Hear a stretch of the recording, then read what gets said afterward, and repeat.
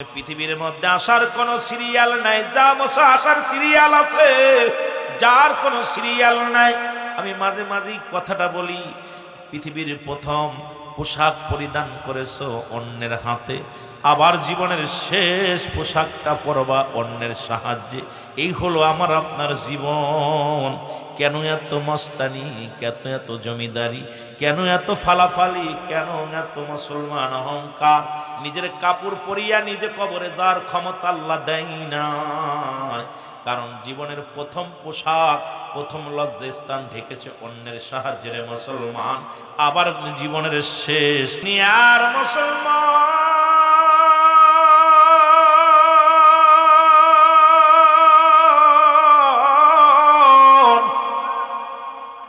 নবীজি বললেন, সাহাবীরা, আরে তোমরা কি আমার সাথে জান্নাতে যেতে চাও? এখন আমি আপনাদেরকে জানতে চাই, রাসূলুল্লাহর সঙ্গে কে কে জান্নাতে যেতে চান? একটু হাত দুখানা তুলে দেখান। মারহাবা, আর একটু জোরে বলেন মারহাবা। নবীজি কথা দিলেন, যে ব্যক্তি 5 ওয়াক্ত সালাত, 5 ওয়াক্ত নামাজ সময় মতো আদায় করতে পারবে, আমি নবী ওয়াদা করলাম, আমি নবী কথা দিলাম রে, আমি নবী তার হাত ধরে জান্নাতে নিয়ে যাব। এখন যদি বলি কে কে আমরা আজকে 7 সালাত আদায় করেছি, অনেক কম হাত উঠবে। যদি মাগরিব আদায় করেছি, যদি বলি কম উঠবে রে মুসলমান। এর নামাজ আপনার জন্য ফরজ, ওয়াজ শুনে নফল বন্দেগী, না শুনলে গুনাহ হবে না। কিন্তু নামাজ যখন ছেড়ে দিবে, ও যুবক শোনো গো, 1 ওয়াক্ত নামাজ কাজা দিলে 80 খুতবা পরিমাণ জাহান্নাম, যার 1 খুতবা পরিমাণ হলো 2,88,00,000 বছর। আপনার আমার জীবনে যত নামাজগুলো ছুটে গেছে, এই নামাজের হিসাব যদি রব্বে কারিম ধরে, আমার মন বলে বাঁচা সম্ভাবনা। জোরে জোরে চিল্লায়া বলা যাবে না, ঠিক কি না? ও যুবক, এরা যেহেতু নামাজের প্রতি গুরুত্ব কেন নবীজি দিছে, শোনো গো, এর 2টা টাইমে মানুষের মরণ হয়। একটা হলো রাতের বেলা, একটা হলো দিনের বেলা। দিন শুরু করেছে আমার আল্লাহ নামাজ দিয়া, রাতও শুরু করেছে আমার আল্লাহ নামাজ দিয়া। বাঁচার কোনো পথ নাই রে যুবক। ওরে মুসলমান, দিনের শুরু হলো ফজর, বান্দা 2 রাকাত সুন্নাত নামাজ তুমি আদায় করলাম। নবীরে ভালোবাসো, নবীর জন্যে পাগল, নবীর জন্যে দেওয়ানা হয়ে গেছো। আর মুখের দাড়িগুলোর মধ্যে বারে বারে শেপ লাগায় দাও, আর দুনিয়ার মধ্যে খ্রিস্টানের মতো চলাফেরা করো। এর মুসলমান, দাইমি সুন্নাত হলো দাড়ি মোবারক রাখা। আজকে সেই দাড়ির মধ্যে খুর মুসলমান হয়ে লাগায় দাও। বড় কষ্ট হয়, বড় কষ্ট হয়, কথাগুলো না বললে নয়। এবার নবীর প্রেমিক যদি হতে হয়, 1 নম্বরে নামাজ আদায় করার দরকার আছে কি না? এখন যদি নবীর উম্মত বলে দাবি করতে হয়, এর নবীর কাছে 1 নাম্বার প্রিয় ছিল নামাজ। আপনার যদি আখির নবীর উম্মত বলে দাবি করতে হয়, যেহেতু নবীর কাছে 1 নাম্বার প্রিয় ছিল নামাজ, আপনার আমার কাছে 1 নাম্বার প্রিয় হওয়া লাগবে নামাজ। জোরে জোরে বলেন ঠিক কিনা? খুব খেয়াল করবেন কথাগুলো। যদিও আলোচনা শুরু করি নাই, সবে মাত্র ভূমিকার মধ্যে এখনো আসি, একটু দেখি, ঘুরে আসি। নামাজ আল্লাহ ভালোবাসছে, নামাজ নবীজির প্রতি যত্ন করছে নামাজের এই জন্যে রাতের শুরু দিছে নামাজ, দিনের শুরু দিছে নামাজ। সুবহানাল্লাহ বলেন না? আর একটু জোরে বলেন। এরে মুসলমান শুনে নাও, দিনের শুরু এইবার 2 রাকাত সুন্নাত নামাজ তুমি আদায় করলা, হয়ে গেল আমার রসুলের প্রেমিক। এবার 2 রাকাত ফরজ নামাজ তুমি আদায় করলা, হয়ে গেলে তুমি আল্লাহর গোলাম। এখন আল্লাহকে যারা খোদা বলে মানে, সে কেমনে ফজরের নামাজ কাজা দেয়? আল্লাহকে যারা একমাত্র স্রষ্টা বলে জানে, কেমনে সে ফজরের নামাজটা কাজা দেয়? আমার বুঝি আসেন আব্বাজান, বড় কষ্ট হয়। এবার রাতের দিনের মধ্যে যদি মরণ হয়ে যায় রে, নবীও তোমার চিনবে না, আমার আল্লাহ তোরে বান্দা বান্দি বলে স্বীকৃতি দিবে না। কারণ তুই তো ছিলি বেনামাজি, উদাসীনী, কারণ তুমি ছিলে মাস্টার ইবলিসের দলের লোক। তুমি তো আমার রাসূলের পক্ষেও ছিলে না, তুমি তো আমার আল্লাহর গোলাম হিসেবেও ছিলে না।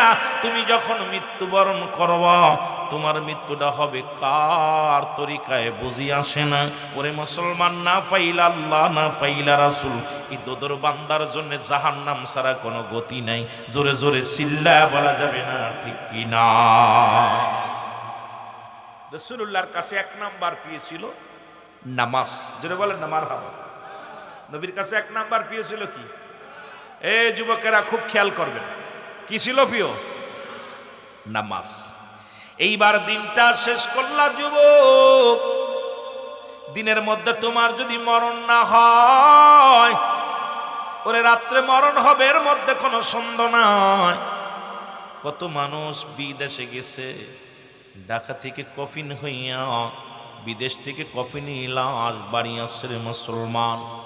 এরে হাদি ভাইয়ের দেহখানা নিয়ে যাওয়া হলো, বাংলাদেশ থেকেও বাইরের রাষ্ট্রে নিয়ে যাওয়া হলো।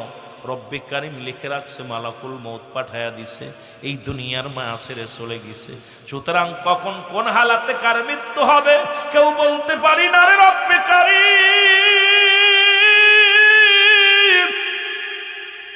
যেখানে মৃত্যু দাও, ওই মৃত্যুটা যেন ইমানের সঙ্গে মরণ হয় রে। ওই মরণের সময় যেন জবান দিয়ে কালেমা উচ্চারণ হয় গো। আরে মরণ থেকে পালানোর মতো কোনো পথ নাই, মরণ থেকে পালানোর কোনো উপায় নাই। ওরে মুসলমান, আদম নবী থেকে শুরু করে পৃথিবীর মধ্যে কত পয়গম্বর কত নবী আসলো, সব বিদায় নিছে। একমাত্র স্রষ্টা থাকবে, সৃষ্টি থাকবে না।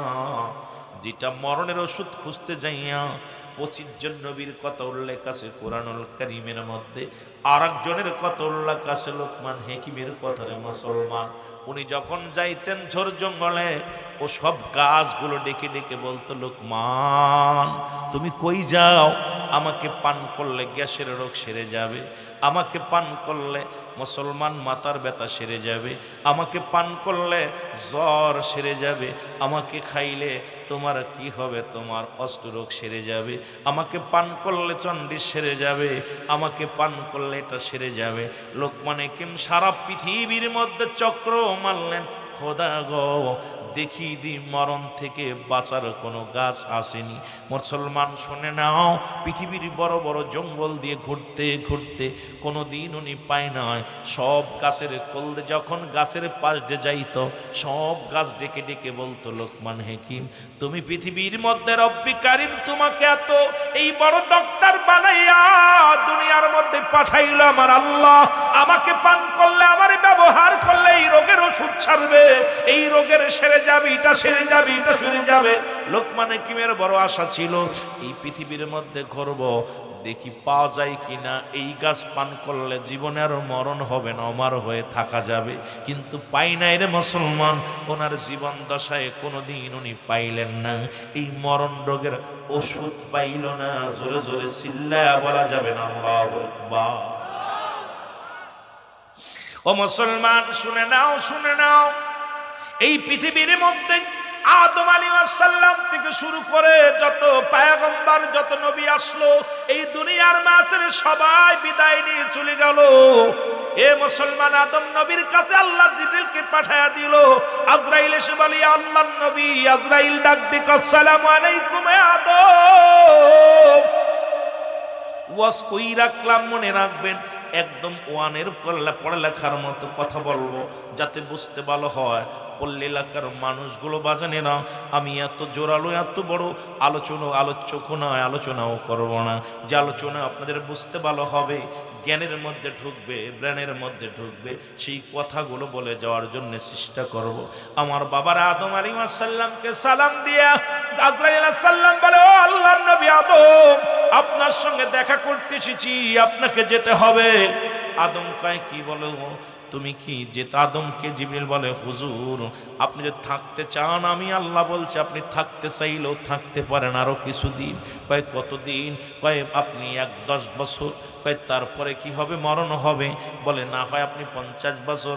কয় 50 বছর পরেও মরণ হবে। কয় এই যে বকরি একটা দেখছেন, এই যে গরুটা দেখলেন, এর গায়ে যত পশম আছে, এতদিন আপনি জীবিত, হায়াত চাইলে রব্বে কারিম হায়াত দান করবে। আদম আলাইহিস সালাম বলে তারপরে কি হবে? বলে তারপরেও আপনার মরণ হবে। আদম আলাইহিস সালাম ডাক দিয়ে বলে, জিবরিল রে, যদি মরণই হয়, যদি এই 1000 বছর পরেও যদি মরতে হয়, এই দুনিয়ারে থাকার আর কোনো স্বাদ নাই।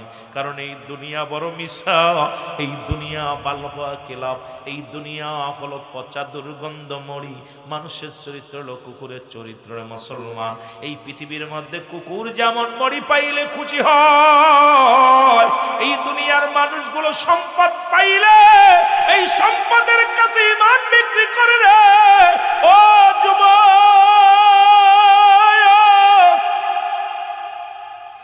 ওরে সকালে ঈমান আনবে, বিকেলে চলে যাবে রে।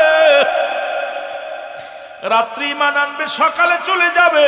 ঠিক সেই মুসিবতের জামানায় আমরা পৌঁছে গেছি। জোরে বলেন ঠিক কিনা? আর একটু জোরে জোরে চিল্লায় বল আল্লাহু আকবার। আদম আলাইহিস সালাম কো জিবরিল, যাও যাও আমার রব্বে কারিম রে বলো, আমি আর দুনিয়ায় থাকতে চাই না। যেহেতু 1000 বছর পরেও মরতে হবে, 50 বছর পরেও মরতে হবে, তবে মরার আগে একবার আমার রব্বে কারিমের সঙ্গে দেখা করতে চাই, আমি একটু আলাপ করতে চাই। ওই জান্নাতি ফল এইটা বাবা আদম আলাইহিস সালামের সঙ্গে জিবরিল আমিন আগমন করেছিল মাত্র 4 বার। ও যুবক শোনো শোনো, এই দুনিয়ার মধ্যে জিবরিল আমিন রে ডাক দেখায়, জিবরিল রে এই জান্নাতি ফল মূল খাইতে চাই। ওরে মুসলমান শুনে নাও, আমার বাবারা আমার, ওনারও মৃত্যু হয়েছে এই দুনিয়ার মধ্যে। আর আমার শুধু উনি নয়, ও মুসলমান, মুসা আলাইহিস সালাম রব্বে কারিমের সঙ্গে দুনিয়ার মধ্যে কথা বলেছে রব্বে কারিমের সঙ্গে। মুসা আলাইহিস সালামের কাছে জিবরিল আসছে মুসলমান 450 বার ওনার সঙ্গে আলাপ হয়েছে জিবরিল আমিনের। জিবরিল কয়, মুসা নবী গো আপনাকেও যেতে হবে। মুসা নবী কয় যেতে হবে। যদি আপনি থাকতে চান, কয় কতদিন রাখবে? কয় এতদিন। কয় যেহেতু চলেই যেতে হবে, আর দেরি নয়, যেহেতু আমার মরণের পেয়ালা পান করা লাগবে, সেহেতু আমাকে নিয়ে যেতে বলো। যাবার আগে আমি রব্বে কারিমের সঙ্গে একটু আলাপ করতে চাই। ইব্রাহিম নবীর একই অবস্থা। সব নবীগণ যখন তাদের কাছে অকশন আছে, নবী আপনি যদি কিছুদিন থাকতে চান থাকতে পারেন, কিন্তু তারপরে মৃত্যুর পেয়ালা পান করা লাগবে। এই পৃথিবীর মধ্যে একমাত্র স্রষ্টা থাকবে, সৃষ্টি থাকবে না। আমরা যেহেতু সৃষ্টি জগতের মুসলমান, আমরা কেউ থাকবো না, সবাই বিদায় নিতে হবে। জোরে বলেন ঠিক কিনা? কত ওষুধ, ডাক্তার ওষুধ কবিরা যা দেখাও দেখাও, লন্ডন আমেরিকা নিয়ে গেছো, যাও।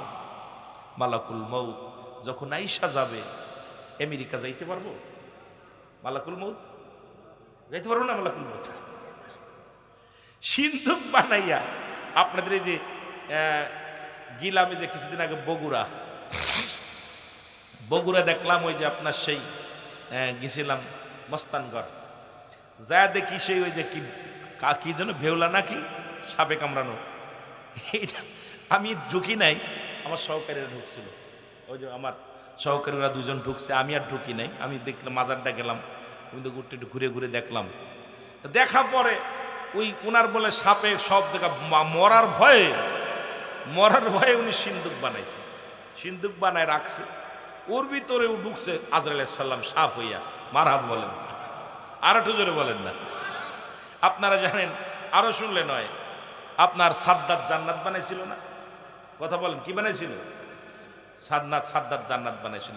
বানাইয়া অনেকগুলো সাদ্দাত বানাইছে, বানাইয়া জান্নাতের চারিপাশে ঘিরে রাখছে, যাতে আজরাইল আর চিনতে না পারে। কথা বুঝছেননি? মরণে ফাঁকি দিতেছে। এখন মালাকুল মউত পাঠাই দিছে আজরাইল, আল্লাহ যাও ওর জানটা কবাস। আজরাইল আয়াত দেখে অনেকগুলো সাদ্দাত, কার জান কবাস করবো? চারিদিকে যেদিকে তাকাই এটি তো একই রকম চেহারা, একই রকম চেহারা। আজরাইল সালাম বলছে, আল্লাহ এ কোন উপায় করবো, এখন তো যেদিকে তাকাই সেটি তো সাদ্দাত, নকল কোনটা আসল কোনটা চিনা বড় দায়। আল্লাহ কর মৌত কয়টা দিছি? কয় মৌত তবে 10টায়। কয় 10টা বাজলে দেখবে আসলটা পড়ে যাইব। সুবহানাল্লাহ কইতে আর একটু জোরে বলেন। আসলটা বাঁচতে পারতো না, কারণ নকলগুলো থাকবে, আসলটা যেই আসলটা যখন ভিতরে ঢুকতে গেছে আজরাইল পিছন থেকে পাঞ্জাবি টান দিছে, দাঁড়া কই যাও? কই এত সুন্দর করে বানাইলাম একটু দেখবো। কয় আল্লাহ কইছে ঢুকতে পারবি না। আজরাইল আমার একটু সুযোগ দাও, ভিতরে ঢুকবো, খালি দেখা চলে আসবো। আজরাইল হবে না, আল্লাহ কইছে হবে না, কারণ ওই সময় আর পাচ্ছ না। দুনিয়া থেকে অনেক আফসোস করেছিল, ওনার কান্না দেখে আজরাইল কান্না এসে গেছিল। আজরাইল একদিন আল্লাহ রাব্বুল আলামিন জিজ্ঞাসা, আজরাইল তুমি কি জীবনে কোনো জান কবাজ করতে যায় কাঁদছো, কোনো কষ্ট করেছো? কত মায়ের কোল খালি করছো, কত সন্তানকে বিধবা, মাকে বিধবা করছো, স্ত্রীকে বিধবা করছো, এই দুনিয়ার মধ্যে এক বাবার এক কোল আরও নিয়ে চলে আইছো। তুমি কি জীবনে মায়া লাগে না? কাল্লা আমার 2বার কাঁদছি আমি। কয়বার? কথা বলেন না, কয়বার? 2বার কাঁদছি, আমার চোখে পানি আসছে। একবার হলো যখন ওই সাগরের মধ্যে একটা মার জান কবাজ করেছিলাম, সাগরের উত্তপ্ত ঢেউয়ের মধ্যে একটা বাচ্চা প্রসব করলো মা, সঙ্গে সঙ্গে আপনি আমাকে হুকুম দিলেন, উল্টায় পাল্টায় একদম শেষ করে সব করে মেরে ফেললাম। মার গর্ভে থেকে একটা সন্তান বাইর হলো, এইটার একটা তক্তার পরে দিয়া ওর মারও জানটা কবাজ করলাম। ওই দিন আমি কেঁদেছিলাম, আল্লাহ এই শিশুটার এই সাগরের মধ্যে ফেলাই দিলাম, সবাই জানটা কবাজ করলাম, মেরে রাইখা দিলা, আল্লাহ এর কি অবস্থা? ওইটা দেখে আমি কাঁদছিলাম। আর একটা দিন সাদ্দাত যখন জান্নাতে প্রবেশ করলো, তখন আমি আল্লাহ অনেক অনুনয় বিনয় করেছিল আমার কাছে যে এক নজর দেখবো, কান্না দেখে আমার চোখে পানি চলে এসেছিল। মারহাবা বলেন। আল্লাহ কয় চিনছো নি? কয় না চিনি নাই তো। কয় 2 লোকই একই লোক। সুবহানাল্লাহ কইতে নিরে জোরে বলেন না, 2টা লোকই একই লোক। কয় ওই সাদ্দাতের মাকে যখন জান কবাজ করেছিলাম, ওই সাগরের মধ্যে উত্তপ্ত ঢেউর মধ্যে আমি বানাইলাম, ওই কমনে হারামখোর কথা বলছি, এত এই বাঘের দুধ খায় মানুষকে বাঁচাইলাম, এইটা বড় হইয়া নাফরমানি করছে আমার লগে। আল্লাহু আকবার বলেন। আর একটু জোরে বলেন। অসংখ্য নাফরমান আছি আমরা, অসংখ্য নাফরমান। কারণ আল্লাহ রাব্বুল আলামিন এত দয়া করছে, আল্লাহর গোলামি করি না, বন্দেগি করি না, ঠিক মতো নামাজ পড়ি না, ঠিক মতো সঠিক পথে চলি না, ঈমান আকীদার পথে চলি না, আমরা শরীয়ত মোতাবেক চলি না। ও যখন অসুস্থ হয়ে যায় বারবার আল্লাহর কাছে পানা চাই, যেই সুস্থ হয়ে যায় আর মসজিদ চিনি না। যেটা বলেন ঠিক কিনা? অনেক ছেলের আছে পরীক্ষার আগে দেখবেন, পরীক্ষার আগে বাবারে বাবা 5 ওয়াক্ত জায়গা 12 ওয়াক্ত পড়ে। কথা কইতে নি, তসবিও ছাড়ে না, নামাজও ছাড়ে না, কপালে দাগ পড়ে যায়। যেই পরীক্ষায় পাশ করে ওরে আর খুঁজে পাওয়া যায় না। ও ডেটিং ফ্যান পইরা, ইংলিশ ফ্যান পইরা খালি এদিক ওদিক ঘোরাঘুরি করে। কি তারে ভাই এমন অবস্থা? ওর আজান দিতেছে আল্লাহ হাইয়া আলাস সালাহ হাইয়া আলাল ফালাহ, কল্যাণ হাইয়া আলাস সালাহ, নামাজের জন্য হাইয়া আলাল ফালাহ, কল্যাণের জন্য। ও দৌড়াইতেছে মহিলার পাসপোর্ট। জোরে বলেন ঠিক কিনা? বুঝলা গেছে রব্বে কারিম রে। এই নাফরমান গুলো, এদের যে কি অবস্থা হবে আল্লাহ আমিনান নাস, মানুষের মধ্যে মায়া করুন। তারা বলবে আমার না তার ঈমান আছে, বিল্লাহি আল্লাহর প্রতি, বিল আখির, আখিরাতের প্রতি বিশ্বাস স্থাপন করছে। ওয়া মা হুম বিমুমিনিন। একদল মুনাফিক তৎকালীন জামানায় ছিল, এখনো অসংখ্য মুনাফিক আছে, সকালে ঈমান আনতেছে, বিকেলে চলে যাচ্ছে। জোরে বলেন ঠিক কিনা? আর একটু জোরে বলেন ঠিক কিনা? ঈমান বেচা কিনা। আর এই যে সামনে আসতেছে নির্বাচন, যদি আল্লাহ না করুক নির্বাচন হয়, কি হবে জানি না, তবে নির্বাচন যদি হয় দেখবেন চার আর বিড়ি সিগারেটের মধ্যে কেমনি ঈমান চলে যায়। জোরে বলেন ঠিক কিনা? ঈমান চলে যাবে খালি চার মধ্যে আর বিড়ির মধ্যে। কথা কন ঠিক কিনা? এই অবস্থা। আল্লাহ ভালো মাফ করুক, আল্লাহ আমাদেরকে মাফ করুক। আর এখনকে যে নেতাগুলো আছে দেখবেন মুসি মেতর সবার। ওদিন দেখলাম একজন বলতেছে, একজন পিসেব মানুষ, উনি 15 লক্ষ টাকা মন্দিরে দান করছে, আরো মন্দির যেন হয় দোয়া করতেছে, দোয়া করতেছে। যাক আল্লাহ ওনার হায়াতের মধ্যে বরকত দান করুক। কিন্তু আমার বাবাগুলো গভীর মনোযোগ, বড় কষ্ট লাগছে এখানে। আমার একটা কষ্ট লাগে কথাগুলো বলতেছি, যে আমরা মুসলমান হইয়া মুসলমানদের সাহায্য বাদ দেওয়া মুসলিমদের সাহায্য করতেছি, করো ভাই, তবে এত উৎসাহিত দিও না। কারণ উৎসাহিত এই নির্বাচন আমরা যেন ইমানই, এখন বর্তমান যে সিচুয়েশন চলতেছে, বর্তমান ইমানের দাম কম, আমাদের ক্ষমতার দাম বেশি হয়ে গেছে। ক্ষমতা ছেড়ে দাও, ইমানের দামটা বাড়াও। জোরে বলেন ঠিক কিনা? আরো জোরে বলেন ঠিক কিনা? ক্ষমতা কয় বছর? 5 বছর, 10 বছর, 15 বছর। কিন্তু ইমান নিয়ে যদি না যেতে পারো কবরে, আবাদান আবাদান চিরস্থায়ী থাকতে হবে। কোথায়? জাহান্নাম। জোরে বলেন ঠিক কি না? কোথায় থাকতে হবে? এই জন্য আপনাদের করজোরে দাবি করে যাব ভাই, আমি বারবার বলে যাচ্ছি আপনাদের কাছে, আমি বলে যাই, আমি বলবো না কোনো দলকে ভোট দেন, বলবো না কারোর দল সাপোর্ট করেন, একটা অনুরোধ করব, ঈমান ছাড়বেন না। যদি মৃত্যু হয়, দেখছেন আফগানের মধ্যে যখন 500 শিশু, কোরআনের শিশুদেরকে ধরে আনা হলো, ওদের বুকের ভিতর কোরআনটা এইভাবে ধরছে, ধরার পর ওদেরকে বলতে, তোমরা কোরআন ছেড়ে দাও না জীবন দিয়ে দাও। তা ছেলেরা বলতেছিল, যদি জীবন দিয়া দিই জান্নাত পাবো। সুবহানাল্লাহ বলেন না? কত ছোট ছোট মাসুম বাচ্চাগুলো বলতেছিল, যদি জীবন দিয়া দিই জান্নাত পাবো, আর যদি কোরআন ছেড়ে দিই আমরা জাহান্নামে যাব। সুতরাং এই কোরআনটাকে ধরে রাখছি, তোমরা গুলি চালাও। দেখা গেল 500 সন্তান দুনিয়া থেকে বিদায় করে দিছে, কোরআনটাকে বুকের ভিতরে এইভাবে আঁকড়ে ধরছে। তাদের ইমানি জোর, ইমানি পাওয়ার, ইমানি ক্ষমতার আমাদের ইমান। এখন যদি আপনাকে 100 টাকা দিই, তাহলে পর একজনকে মেরে দিচ্ছেন, এটার নাম তো ইমান না। আহা, এই জন্যই বললাম যে আপনি একবার খবর নেন। আমার বাড়ির কাছে একজন মারা গেল, কিছুদিন আগে মেরে ফেললো। আমি, তার মা পাগল হয়ে গেছে, বাবা পাগল হয়ে গেছে, এখন আপনাদের পাবনায় হাসপাতালে আছে। এ যুবক, সন্তান হারা ব্যথা, যে মায়ের বুক খালি করলা, এই বাবার কাছে বাবা যে কত কষ্ট পায়, তুমি গোপনে যায় একটু খবর নিও। গোপনে যায় তুমি যাইয়া অনায়াসে যে যাকে তুমি গুলি করছো, মারছো, গোপনে যায় বাড়ির পাশে যে খবর নিও, দেখবা তারা হাজারি, তার মায়ের কান্না, তার বাবার কান্না, তার বোনের কান্না, তার বিবির কান্না, তার ভাইয়ের কান্না, তার প্রতিবেশীর কান্না, যে তারা দুনিয়ার মধ্যে কি হারাই ফেলেছে। তুমি তো একজনের গুলি করলা, কিন্তু 1000 জনকে এতিম বানাইলা, 1000 মায়ের চোখের পানি ফেলাইলা।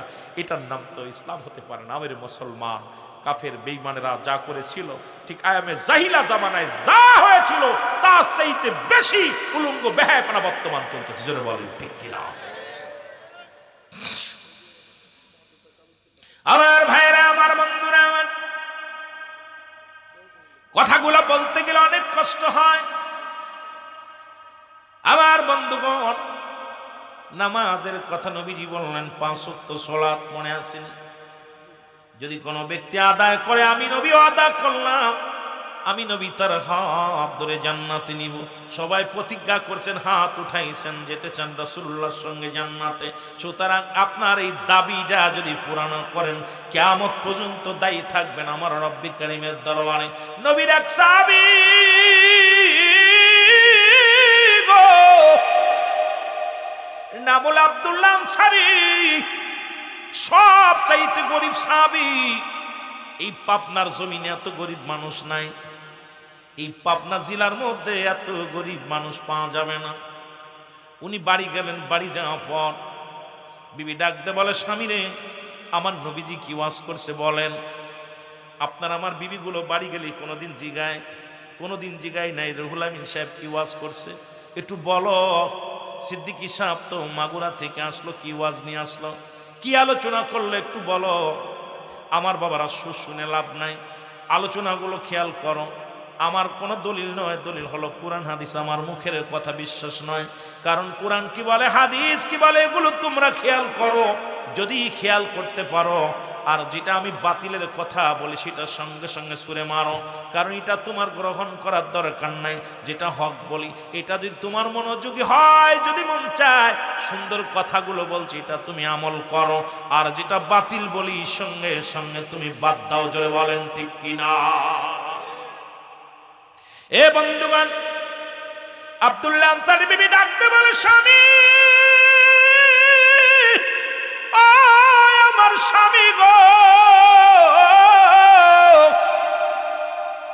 রহমতের নবী কি ওয়াজ করছে একটু বলেন গো। বলে, বিবি রে, আমার নবী ওয়াজ করছে, কোন ব্যক্তি যদি 5 ওয়াক্ত সালাত, 5 ওয়াক্ত নামাজ যদি সময় মতো মতো আদায় করতে পারে, রাসূলুল্লাহ তার হাত ধরে জান্নাতে নিয়ে যাবে। জোরে বলেন মারহাবা। বিবি ডাকতে বলে, স্বামী, স্বামী রে, জীবনে আপনার কাছে দামি কাপড় চাই না, জীবনে আপনার কাছে দামি পোশাক চাই না, জীবনে আপনার কাছে ভালো খাবার চাই না, আপনি আমাকে একটা সুযোগ করে দিবেন, যেহেতু আমি আপনার স্ত্রী, ঘরের লক্ষ্মীর স্বামী, যেহেতু আপনি সুযোগ করে দিলে আমি 5 ওয়াক্ত সালাত আদায় করতে পারবো, আপনি আমাকে একটা সুযোগ করে দিবেন, আমিও যেন 5 ওয়াক্ত নামাজ, 5 ওয়াক্ত সালাত সময় মতো সঠিকভাবে আদায় করতে পারি। ওই মুসিবাতের দিনে আপনার হাত ধরে রাসূলুল্লাহর সঙ্গে যেন আমি জান্নাতে যেতে পারি। ধরে বলেন মারহাবা। কেমন বিবি দেখছেন? আর আমাদের বউগুলো কি কইতো? বউগুলো কইতো আমার জন্য দামি কাপড় দিবা, রুহুল আমিন সিদ্দিকী এত টাকা ইনকাম করো, বড় স্বর্ণ প্রতি মাসে সোনার বালা বানাইবা। সোনা দিয়ে ভরে রাখলেও মন পাওয়া সম্ভব নয়, যে অবস্থা চলতেছে। আর পৃথিবীর মধ্যে আপনার স্ত্রী বলেন আর আমার স্ত্রী বলেন, একটা প্রবাদ সবসময় বলে, সেটা কি? আমি বিলে তোমার সংসার করলাম, না হলে করতাম না। জোরে কোন ঠিক কিনা? আপনি যত বড় হুজুর হন না কেন, একদিন আপনারা শোনাবেই কথা। একদিন যদি একটু ত্রুটি হয়, বলবে আমি বিলে তোমার সংসার করলাম, তার মানে এর আগে পরে মনে হয় কেউ ছিল। কথা কয় না কেন? মহিলারা এই খুঁটাটা দেয় না, কথা কন না কেন? আপনাকে দেয়নি? বুড়া হলেও দিব এক সময়, বুড়ো কালোকে বুড়ো আমি বিলে তোরে টানলাম, তার মানে বোঝা গেল ইতিপূর্ব না আগে পরে কেউ ছিল। আমার মুসলমান বাবারা, আমার অনেক কথা কয় ভাই, এ তো আগে বুঝতাম না, এখন বিয়ে শাদী করে আবার বুঝতে পারি কিছু না। কথা বুঝলেন? আমার মুসলমান বাবারা, আমার আল্লাহর নবীর সাহাবী প্রতিদিন রাসূলুল্লাহর পিছে সালাত আদায় করে, নামাজটা আদায় করে, নবীজির পিছে সালাত আদায় করে। সালাম ফিরানোর সঙ্গে সঙ্গে আসসালামু আলাইকুম ওয়া রাহমাতুল্লাহ, আসসালামু আলাইকুম ওয়া রাহমাতুল্লাহ। নবীজি সালাম ফিরা তাকায় দেখে আব্দুল্লাহ আনসারী দৌড় মারে শুধু বাড়ির দিকে দৌড়ায়া, সালাম ফিরায় একটা সেকেন্ড আর দাঁড়ায় না, দৌড় শুরু করে। আমার নবীজি বললেন, সাহাবীরা রে, আমি প্রায় দেখি আব্দুল্লাহ আনসারী নামাজে আসে, জামাত ঠিক আদায় করে, কিন্তু নামাজ শেষে দাঁড়ায় না, দৌড়তে বাড়ি চলে যায়। সাহাবীরা বলে, হুজুর নিশ্চিত বিবির প্রেমে পড়ছে, না হয় দুনিয়ার কোনো ঝামেলার মধ্যে পড়ছে। আমার নবী কয়, না না, আমি নবী নিজেই খবর নিব আব্দুল্লাহ আনসারীর কি অবস্থা। এবার নবীজি নিজেই বাড়ি গেলেন, সালাম দা, আসসালামু আলাইকুম আহলাল বাইত। ও যুবক, আসসালামু আলাইকুম আহলাল বাইত। তিনবার সালাম দিলেন নবীজি, একবার উত্তর পাইলেন না। নবী মনে একটু কষ্ট পাইলেন, কষ্ট পায় রাসূলুল্লাহ ফিরে চলে আসলেন। কারণ কোনো বাড়ি প্রবেশ করলে সালাম দিলে যদি উত্তর না পাও, ওই বাড়ি ঢোকার কোনো অনুমতি নাই রে বাবা। কিন্তু আমরা মুসলমানের বাড়ি কোনো সালাম নাই, ভিতরের ভাবি সব বাইকো ওর জুতা দিয়ে না ফেটে সারা যায়। কোন পর্দা ফরজ, নামাজও ফরজ, কিন্তু বাড়ির ভিতর ঢুইকা যায় ভাবি সব ভালো আছেন। রাগ করেননি? এবার আপনারা রাগ করতেছেন তো উত্তর দিচ্ছেন না কেন? হায় রে মুসলমান, মুসলমানের বাড়ি ঢুকতে গেলে সালাম বিনিময় করতে হবে, অনুমতি ক্রমে, অনুমতি ছাড়া ঢুকা যাবে কথা বুঝেননি? কিন্তু আমাদের দেশে হুজুরের বাড়ি বলেন আর মৌলভী বাড়ি বলেন আর মুন্সির বাড়ি বলেন, কোনো অনুমতি নেই। ভিতরে ঢুকছে, কাট করে ঢুকে গেছে, ঢুকে যায় কয়, ভাবি ভাই কই? ভাই তো কেবলমাত্র বাজারে গেল। আর বদমাইশ ভাবিও সামনে দাঁড়ায় থাকে, ওদের বাচ্চাও ঢুকে দিতে পারে বাড়ির ভিতরে, যা বাজান দেখবি কে আলো দেখে দি, ও নিজে যাচ্ছে, ও নিজেই চলে যাচ্ছে আগায়। লজ্জা শরম হায়া সব খেয়ে ফেলছে। লজ্জাপতির পাতা এখন একটু বেটে বেটে বেশি খাওয়াতে হবে, কারণ যে অবস্থা চলতেছে দেশের, লজ্জাপতির পাতার ব্যতিক্রম কিছু আর নাই। জোরে কোন ঠিক কিনা?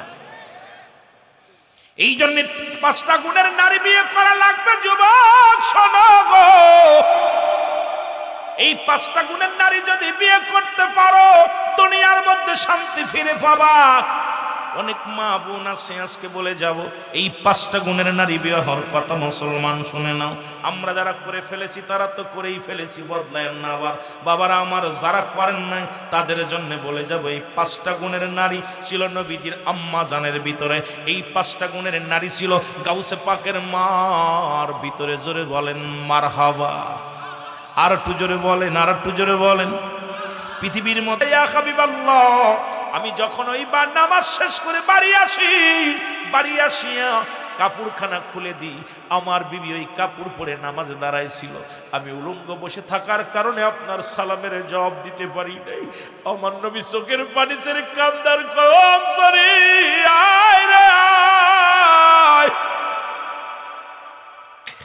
আমার বুকের মধ্যে আয়, আমি নবী কথা দিলাম রে, আমি নবী কথা দিলাম রে, ইয়াউমাল কিয়ামতের ময়দানে আমি নবী তোর হাত ধরে তোদের স্বামী স্ত্রী দুজনকেই জান্নাত নিয়ে যাব।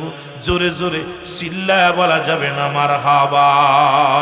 মদিনা যাইতে পারলাম না, মদিনা দেখতে পারলাম না, মহব্বতে বলেন মদিনা যাইতে পারলাম না, মদিনা।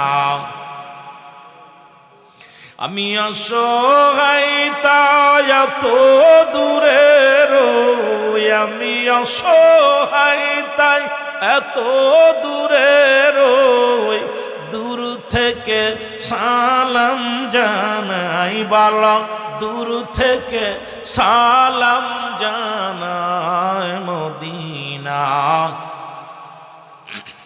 মহব্বতে বলেন মদিনা দেখতে পারলাম না, বল মদিনা যাইতে পারলাম না, মদিনা। মদিনার নাম কত মধু,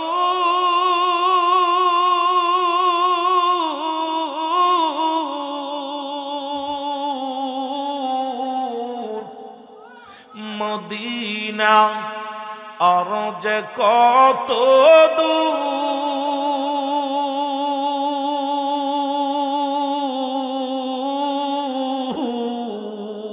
ওই মদিনার পথের দুলি, বলো ওই মদিনার পথের দুলি মাকুতে পারলাম না, মদিনা যাইতে। আরো জোরে বলেন মদিনা যাইতে পারলাম না, মদিনা। আমি অসহায় তাই এত দূরে রই, আমি অসহায় তাই এত দূরে রই, শুধুই সালাম জানাই বলো, শুধুই সালাম জানাই মদিনা যাইতে পারলাম না, মদিনা। আরো জোরে বলেন মদিনা যাইতে পারলাম না, মদিনা। মদিনার নাম কত সুন্দর,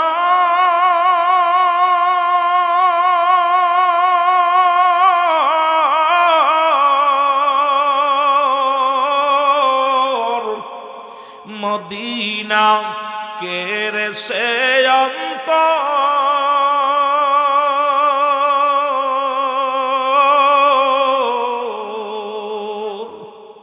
এই পাবনা জিলার সালাম খানি